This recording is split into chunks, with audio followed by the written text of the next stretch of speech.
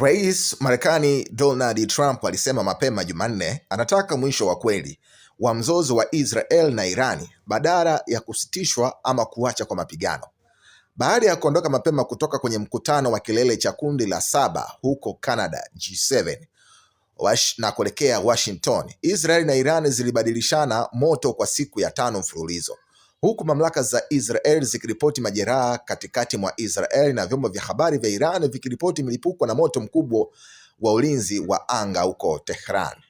Maafisa wa Marekani waliliambia gazeti la The Washington Post kwamba Jumatatu hii kwamba Pentagon inapanua na inaongeza uwepo wake wa kijeshi zaidi kati ya Mashariki ya Kati ili kuongeza chaguzi zinazopatikana kwa makamanda iwapo mali ya Marekani katika eneo hilo litakabiliwa na tishio la moja kwa moja kutoka kwenye taifa la Iran. Wachambuzi wa kisiasa wa Marekani wanasema tamko la Pentagon na la Donald Trump linaashiria upelekwaji mkubwa wa majeshi ya Marekani katika maeneo hayo ya Mashariki ya Kati.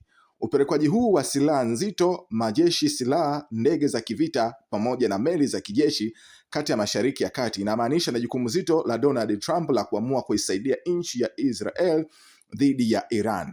Amesisitiza kwamba hataki vita visitishwe, anataka hitimisho la kudumu. Anataka nguvu ya kijeshi itumike kuweza kusitisha vita vya moja kwa moja. Hii ni hali mbaya sana kwa Donald Trump na maamuzi mabaya sana ambayo ameweza kuyafanya kwa ajili ya kuisaidia taifa la Kizayuni la Israel.